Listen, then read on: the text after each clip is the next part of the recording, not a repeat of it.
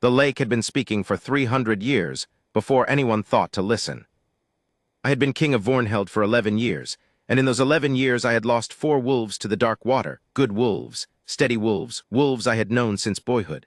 They did not go violently. They went quietly, the way a candle gutters out at the end of a long night, walking to the shore in the small hours and stepping in and not coming back. My grandfather's grandfather had broken the old vow, according to the chronicles. He had promised the moon spirit that no wolf of Vornheld would take by force what was not freely given. He had broken that promise within the year, and the creature in the lake had been collecting ever since.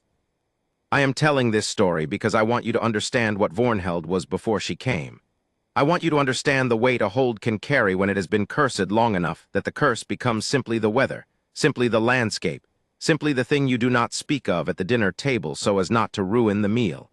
The lake was beneath us.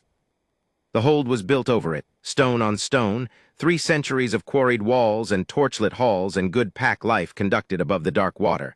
And if you stood at the north window on a windless night, you could sometimes hear something beneath the surface. A low sound, almost a word. We did not discuss this. My wolf had not chosen a mate. I was not young for a king, 34 years, which is not old, but is old enough to have stopped expecting the bond to arrive. My council spoke of alliances. I did not disagree. I was a practical man. I had buried 4 wolves and watched their families grieve, and practicality felt like the only armor left. She arrived in the 3rd week of the first true cold, with the remnants of Colworth Pack, 7 survivors of a roof fall that had taken the rest of them south of the Brenwold Pass. We took them in. That is what you do. 7 wolves, all of them rattled and quiet, and among them a young woman who carried nothing but a small pack and a look on her face that I could not immediately name. Her name was Marin. She was perhaps 23, perhaps a little more. She was not spoken of warmly by the Colworth survivors.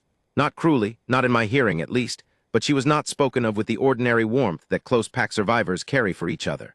She was apart from them in the small, daily way that suggested she had always been apart.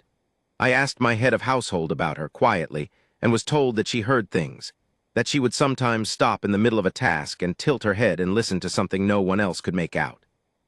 That Colworth's late Alpha had considered her simple, or touched, or something between the 2 words that didn't quite mean either. I filed that away, and went back to the business of keeping a hold running through the first deep cold of the season. There was wood to account for, and stores to assess, and my own wolves to see through the weeks when the dark comes down early and the lake begins to ice at the edges.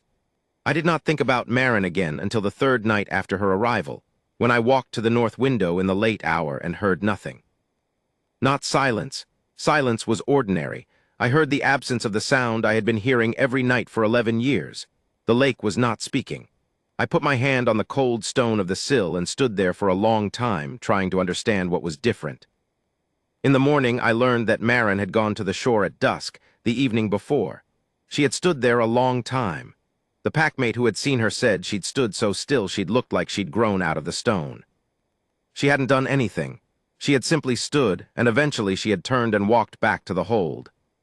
I went to find her. She was in the kitchen garden, wrapped against the cold, doing nothing in particular, just standing among the frost-killed plants with her hands folded together, looking at nothing. She startled when I came around the corner, and I held my hands open so she could see I was not approaching with any authority that needed to alarm her. "I'm not in trouble," she said. It was not quite a question. "No," I said, "you're not in trouble." She looked at me with the direct, assessing look of someone who has learned to judge quickly whether a person means what they say. Whatever she found in my face seemed to satisfy her. She relaxed, fractionally. I asked her, as plainly as I could, what she had done at the shore the evening before. She was quiet for a moment, then she said, I listened. "To the water?" "Yes." I waited. The frost was heavy on the dead garden around us, and my breath was visible in the cold air, and my wolf was doing something peculiar and still in my chest that I did not have language for yet.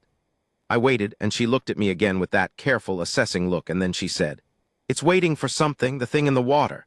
It's been waiting a very long time, and it's tired of waiting, and when I stood at the edge it noticed me, and went quiet, to listen back." I had been a practical man for 34 years. I had believed in the mate bond because I had watched it work in others, and I had believed in the curse because I had lost 4 wolves to it. and those two things constituted roughly the whole of my belief in things I could not touch or weigh. But I stood in the frost-killed garden and looked at this woman who had been called simple by people who had not bothered to understand what she was, and I believed her absolutely. "What is it waiting for?" I asked. "A name," she said. "Its own name, the one it was given when it was made. Someone has to speak it." "Someone? It has to be chosen," she said. "It has to be someone who goes to the water freely, of their own will. It's very particular about that." She paused. "I think that's what the old vow was about, the thing your ancestor broke. Something about choosing freely." I had read the chronicle account of my ancestors' failure more times than I could count, in the privacy of my study, in the late hours when the hold was quiet and the lake was speaking.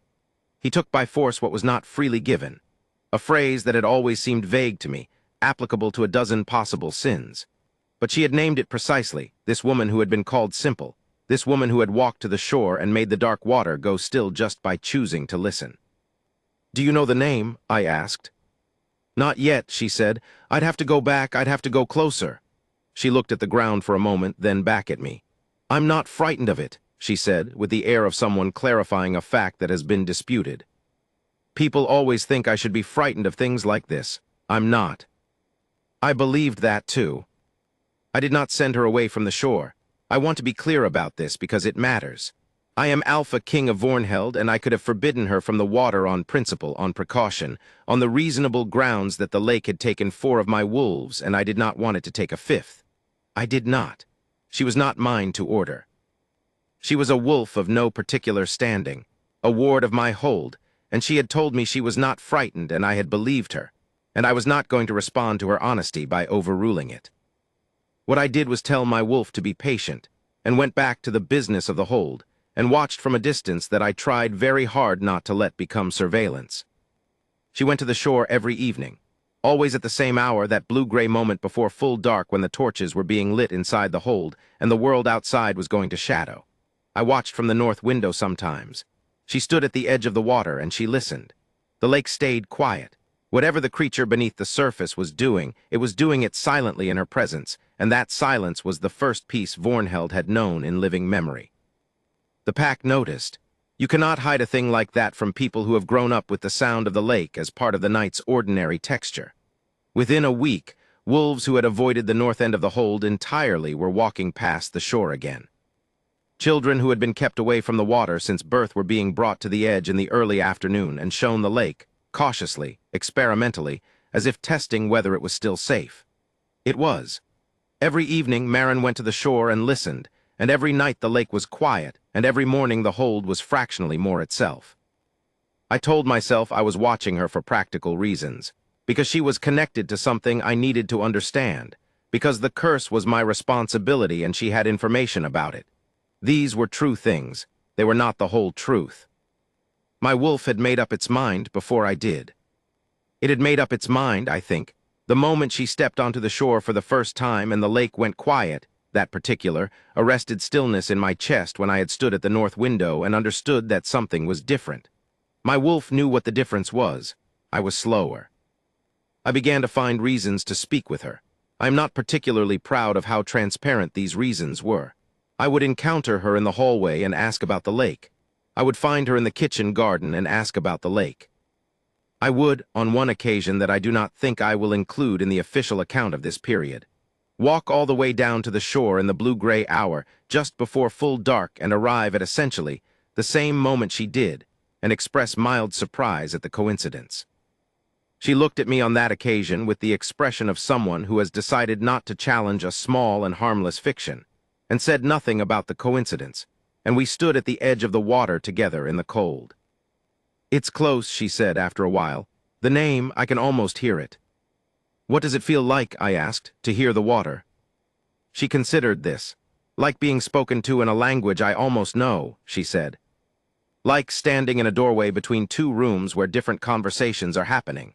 I can hear both if I'm still." I thought about that for a long time afterward, standing in a doorway between 2 rooms. She lived there, I thought, between the ordinary world and the one beneath it, with one ear tuned to each. The pack had called her simple because she was often somewhere else, because she did not always respond to the ordinary conversations happening around her, because she was listening to the other one. Not simple. Something rarer and more difficult than simple. Did Callworth know, I asked carefully, what you could do? The late Alpha thought I was making it up, she said, without particular bitterness.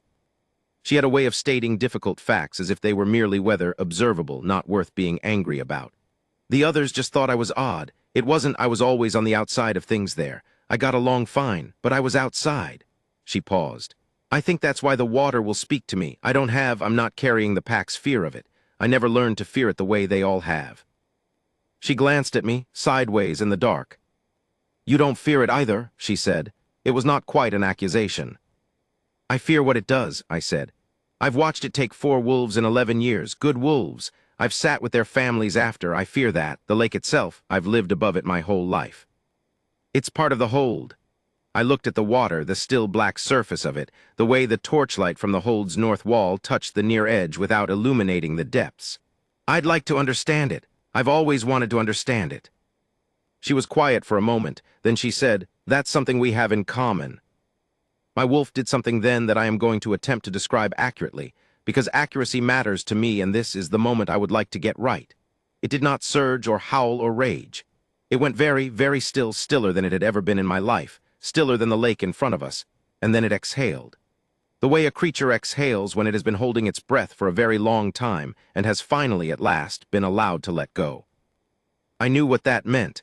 I had watched it happen in other wolves. I knew what my wolf was telling me. I did not say anything about it. Not then. She was looking at the water and I was looking at her, and the night was cold and quiet around us, and I thought, she has full choice in this, and she has enough to carry already, and I will not add weight to what she is already holding. It was another 2 weeks before she came to find me. Not at the shore this time. At my study in the late evening, when most of the hold was settling toward sleep. She knocked on the door, and when I opened it, she was standing in the corridor with her small pack slung over her shoulder and her hair loose and her expression very calm, and she said, I know the name. I stepped back to let her in. I did not rush her. She sat across from me at the study table, and she told me what 2 weeks of evening conversations with the creature in the lake had yielded. It had been made, she said, in the old time, a guardian spirit, a thing of dark water and old vow, bound to the hold when the hold was first built. It had been given a name by the wolves who made it. The name was a promise, the same promise the old vow had encoded, that the wolves of Vornheld would always choose freely, would always offer what was offered and never take what was not given. When Aldrin's ancestor had broken that vow, the guardian had turned, not in anger exactly, in grief. In the slow accumulation of a broken promise, a grief that had no outlet except to call the pack's wolves home to the water, one by one, as a reminder of what had been lost. It doesn't want to take wolves, she said. It never wanted that. It wants the promise restored. It wants someone to come to the water freely of their own choosing and speak its name, the original name, the one it was given when it was made from the vow. That closes the loop. That restores what was broken. And if someone speaks the name, I said, the curse lifts. Yes. I looked at her. I looked at the bag on her shoulder, the quiet certainty in her face, the way she had come to tell me this as a fact and not as a request for permission. You're going to the shore tonight, I said. Yes, she said. I said nothing for a moment. Then, you have full choice in this. I want you to hear me say that plainly. I am not your alpha in any binding sense. You are a ward of Vornheld, free to come and go. I will not order you to go, and I will not order you to stay. Whatever you choose, it is your choosing. She looked at me with the careful, assessing look I had come to recognize, the one that tested whether a person meant what they said. I know, she said quietly. That's why I'm going. I stood up. I got my cloak from the peg by the door. She raised an eyebrow. I'm going to stand on the bank, I said. You'll be in the water, I'll be on the bank. Those are different things. The corner of her mouth moved, not quite a smile, but near one. All right, she said. The hold was mostly asleep. We went through the north corridor and out the low door that opened onto the shore path, and the cold hit us both at once. A deep, serious cold, the kind that the North produces when it means business, that presses against your face and your hands and reminds you that comfort is a thing you build against the world, not a thing the world provides. The lake was very black. The torches along the north wall threw light across the stone of the path and the near edge of the water and no further. Marin stopped at the place she always stopped. Right at the margin, where the stone path ended and the shore began, a narrow band of dark earth and pebbles between the old stone and the black water. She set her bag down. She took off her boots, and then her heavy wool overskirt, and stood in her linen shift and her felted stockings, and I understood that she intended to wade in and thought about saying something, and then thought about not saying anything, and chose silence. She looked back at me once. "Stay on the bank," she said. "Yes," I said. She waded in. The cold of that water, I have no frame of reference for what she felt in that moment, but I watched her face, and it was not the face of someone in pain. It was the face of someone arriving somewhere they have been heading for a long time. She waded in to her knees and then her hips, and then she stopped, standing in the black water in the dark, very still. I stood on the bank. I did not move. My wolf was not still now. It was fully awake, pressed against the inside of my chest, intent, focused entirely on her. Not with possessiveness. With, there is only one word for it, prayer. It was watching her the way you watch something you have given your whole heart to, hoping. She began to speak. I could not hear the words, or I could hear them but not understand them. A language older than Vornheld, older than the Chronicles, something that lived in the bones of the old vow itself. It was not loud. It was not dramatic. She spoke quietly, the way you speak to something that has been frightened for a very long time, the way you speak when you want to convey that you are not a threat, that you have come without armor and without demand, that you are simply here and you are simply yourself, and you are offering what you can offer freely. The lake's surface, which had been perfectly still since she stepped in, began to move. Not with current, not with wave, with something below it, a presence rising, not breaking the surface but pressing up against it from beneath, the way a face pressed against glass might press, making itself visible without coming through. The dark water illuminated itself faintly from below. A cold blue-gray light, the color of deep winter sky, the color of old ice. I put my hand on the hilt of the blade at my hip, and then I took it away. She had told me to stay on the bank, and I was going to stay on the bank, and she was not frightened, and I was going to trust her. She spoke the name. I heard it that time, or I felt it, or the word and the feeling were the same thing, a sound that was also a recognition, a syllable that had been suspended in the air above this lake for 300 years waiting. It was not a terrible sound. It was almost the opposite of terrible. It was the sound of a breath finally released, the sound of something long held finally, mercifully let go. The light beneath the water flared, not violently, not with heat, but with a clear and full brightness, the way a lamp flares when you trim the wick correctly. For one moment the entire lake was visible from beneath. All that dark water made luminous, and I could see. I will not pretend I could see everything. I will not pretend I fully understood what was in that water, but I saw something old and tired, and at last at rest. Something that had been carrying its own grief for 3 centuries and was finally, because a woman had chosen freely to come to the water's edge and speak a name with nothing demanded of her, being allowed to put it down. Then the light went out. The lake was dark again, but it was a different dark. An ordinary dark, the dark of deep water at night with no moon, clean and neutral and carrying nothing. Maren stood in the middle of it, and my palm burned. I looked down. In the flat of my left hand, below the base of my thumb, a mark I had never seen there before. I knew what it was. I had seen it on my father's hand and his father's before him, the mate mark, the bond's signature, the destined thing made visible. It was burning with a warm, steady light, and the warmth was moving up my arm and into my chest, and my wolf was making a sound I had not heard it make in 34 years of living. A sound of such complete and utter recognition that it unmade and remade every piece of me simultaneously. She was turning in the water, looking at her own hand, the same mark burning in her palm, the same warm light. She looked up at me. I waded in. I know I said I would stay on the bank. The bank had been fine while she was doing the thing that needed to be done, the thing that was hers to do and that I could not do for her. The thing was done. I waded in my boots and my cloak, which in retrospect was not my most considered decision, but was absolutely the right one, and the cold of the water hit my legs, and I kept walking until I was close enough to reach out, and she was looking up at me with that careful, assessing look she used when she was deciding whether a person meant what they said. I reached out my left hand, the marked one. She looked at it, she looked at hers, she looked at my face. Then she put her hand in mine, and I felt the bond settle. That is the only word, settle, the way a bird lands, the way a key turns in a lock. And I stood in the black water of Vornheld with the woman who had just broken my hold's 300-year curse, and I thought, all right, there it is. There you are. I helped her out of the water. I wrapped my cloak around her because she was soaked through, and I was only soaked to the thigh, which was a better ratio. She did not protest the cloak, which told me she was colder than she was letting on. "You waded in," she said.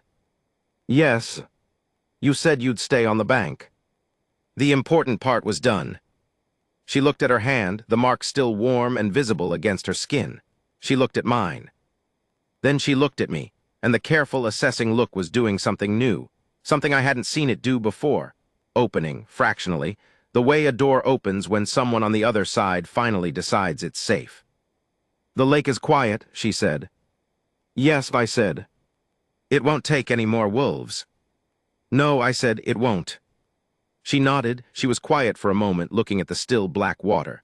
Then she said very quietly, I thought I'd always be on the outside. Of things, I've always been on the outside." "Not of this," I said. She looked up at me. I held her gaze.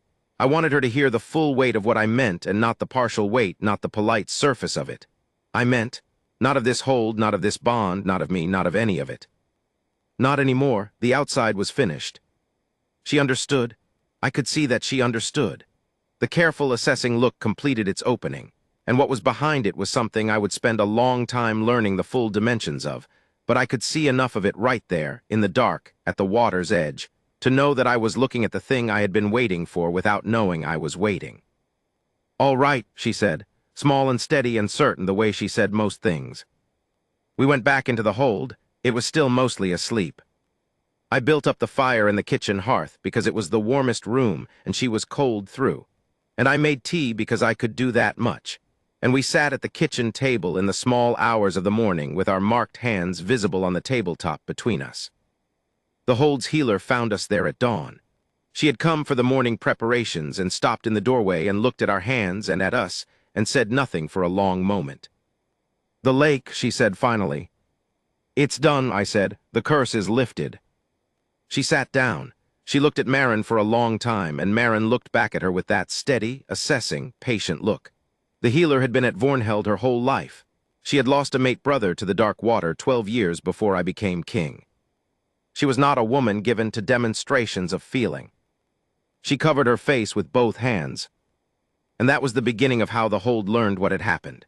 It spread the way all truly significant things spread, not with announcement or proclamation, but through the quiet, unstoppable movement of knowledge through people who care about each other, who are standing in kitchens and corridors and at the doors of storerooms saying, "Did you hear? Did you feel it? The lake is quiet. It's actually quiet. She went into the water and it's done." I did not make a proclamation. I did not hold a ceremony. I am not a ceremony sort of king, which my council tells me is a flaw and which I continue to disagree with. What I did was walk with Maren to the great hall that evening, after a day in which every wolf in the hold had found an excuse to walk past the north shore and stand at the edge and listen to the silence, and I stood before my pack, and I said what was true. "You know what happened last night," I said. "Most of you know by now. Maren, who arrived with the Colworth survivors 3 weeks ago, went to the lake of her own free choosing and did what no alpha of Vornheld has been able to do in 300 years. She broke the vow that was broken. She restored what was owed. The curse is lifted." The hall was very quiet. "She is also," I said, and I held up my hand so they could see the mark, "my fated mate, in case anyone needed more information." Someone in the back of the hall laughed. It was the startled, relieved kind of laugh, the kind that escapes when you have been carrying something very heavy for a very long time, and someone has just told you it can be put down. And then they were all laughing, or crying, or some combination of the two that is its own specific emotional state. The Colworth survivors and the Vornheld wolves together, the healer with her hands pressed to her mouth again, the pack's children who had been brought to the shore that afternoon for the first time in their lives, the old wolves who remembered names that had been lost to the water before I was king. My council, to their great credit, managed to look merely deeply moved rather than completely undone, which I appreciated. Maren was standing beside me, still with that quality of considering calmly whether this situation required alarm. Deciding, I think, that it did not. She looked at the hall full of her new pack, because they were that now, they were fully that, and she looked at the mark on her hand, and then she looked up at me. "Outside," she said quietly, still just for me. "No," I said, "not of this." She held my gaze for another moment. Then she nodded, small and steady, and turned to face the hall. I should tell you about the weeks that followed, but I find I want to be honest about what I remember most clearly and what recedes. The practical things recede. The council meetings about her standing and her role and the appropriate formalities. The ceremonies, which I accepted more of than I would have liked but fewer than my council would have preferred. The logistics of Calworth survivors choosing to stay or go, most of them staying, because Vornheld was proving to be a good hold, and the southern roads in winter were not. What I remember most clearly is this: the north window at the hour before full dark in the first week after the lake went quiet. I was standing there because it had been 11 years of standing there, and old habits are slow to go. And she came to stand beside me, and we both looked out at the lake, at the still black surface with no sound coming from it, and the absence of the sound was the sound of a vow restored, of a thing long broken finally made whole. "What are you listening for?" she asked me. "Nothing," I said. It was true. "I'm just listening to the quiet." She leaned against me slightly, the way a person leans who is still learning that they are allowed to. I put my arm around her. The mark on my hand was warm against her shoulder. The lake was still. The hold was breathing. 300 years of a broken promise, ended not by force or strategy or the strength of any alpha who had ever stood here looking at that water, but by a woman who had been called simple, who had been kept at the outside of things her whole life, who had simply chosen to go to the water's edge and listen, and then, when the time came, to wade in. "I used to think," she said quietly, "that being able to hear things no one else could hear was just a problem. Something wrong with me. And now—" She was quiet for a moment. The lake was quiet. The hold around us was settling into the evening, torches being lit, the ordinary sounds of a place at peace. "Now I think it was just early," she said. "I was just early for this." I thought about that for a long time, about all the ways a gift can look like a flaw when it arrives before the thing it belongs to, before the place and the person and the moment that need it. About a woman who had been kept on the outside of things for 20-some years, hearing a language everyone else had decided to stop listening for, carrying a capacity that Calworth had no use for, and Vornheld had needed desperately without knowing it. About the 300 years of the lake waiting. About destiny, which does not operate on human time and cannot be rushed, and which had brought her here in the third week of the first true cold on a road south of the Brenwold Pass. 7 survivors of a collapsed pack, and she was one of them. Early, she had said, just early. Yes, I thought so. The mark on my hand had not faded. It would not. The bond doesn't work that way, and in the evening light from the torches behind us it was warm and plain and visible, the most honest thing I owned. I had spent 34 years being a practical man. I did not intend to stop being practical. But I held her there in the north window with the still lake below us and the quiet hold around us, and I thought that practicality and wonder were not opposites, that you could hold both, that a man who could keep a hold standing and count his stores and make decisions under pressure could also be undone, completely and willingly undone, by the way the mate mark looked on a woman's hand in torchlight, by the fact that she had waded into dark, cold water because she chose to, and not because anyone told her to, by the small, steady, certain way she had said all right at the water's edge and meant all of it. She had given me back something I had not known was gone until I felt it return. Not the quiet of the lake, though that too was returned, but something under it. The sense that the hold was not carrying a doom anymore, that the stones did not have a debt woven into them, that when my wolves walked past the north shore they were walking past water, simply just water, just the lake that was always part of Vornheld. Nothing owed and nothing taken, and nothing waiting beneath the surface but the ordinary dark of deep and quiet water at rest. She had given that back, to 400 wolves who had grown up over a cursed lake and never knew anything else. Outside, I had said to her at the start, not of this. She was not outside of this, she was the center of it. She had always been the center of something. She had been early for it. That was all, early and patient and unwilling to pretend the sound wasn't there just because the people around her couldn't hear it. She had listened when no one listened. She had gone to the water when no one went. And when the time came, she had waded in the dark and the cold, without being ordered or asked or promised anything, simply because it was the right thing to do, and she was the one who could do it, and she was not frightened. I am still not sure I deserved her. I'm not sure deserving is the right frame. She did not wade into the lake to deserve a king. She waded in because it was hers to do. The bond was its own matter entirely. The bond had been waiting as long as the curse had. I think the two of them wound together in the old vows fabric, the guardian spirit and the mate mark both bound in that same original promise. When she spoke the name and the curse released, the bond released with it. They were never separate things. But I will tell you what I know. I know that I had stood at the north window for 11 years listening to the lake. I know that the night she arrived, it went quiet. I know that my wolf knew before I did and was patient with me while I caught up. I know that she came to me freely and chose freely and waded into the dark water of her own will. And I know that when she surfaced, the mark was on her hand, and I waded in after her without thinking, in my boots and my cloak, which was perhaps not dignified but was very much true. She turned off the north corridor lamp that night, the one I had left burning out of old habit, out of the habit of keeping a light at the north end in case something happened at the lake, in case a wolf was called in the dark hours and needed to find their way to the shore. She turned it off and paused and looked at me, checking whether that was all right. I told her to leave it off. She left it off, and I watched her walk away down the corridor toward our rooms, and the hall behind her was a little dimmer, and the hold was entirely at peace, and the lake beneath us was still, just quiet, just resting. It has been that way since. The lamp stays off. The lake stays quiet. And Marin, who was told her whole life that she was outside of things, who is so far inside this hold now that the hold has reorganized itself around her, Marin still goes to the north shore sometimes, in the blue-gray hour before full dark, and stands at the edge of the water and listens. She says it is just water now, just the ordinary sound of deep water in a northern hold, nothing beneath it but cold and dark and the clean silence of a promise restored. I believe her. I have always believed her. That is how the Lake of Vornheld was finally, after 300 years, allowed to rest.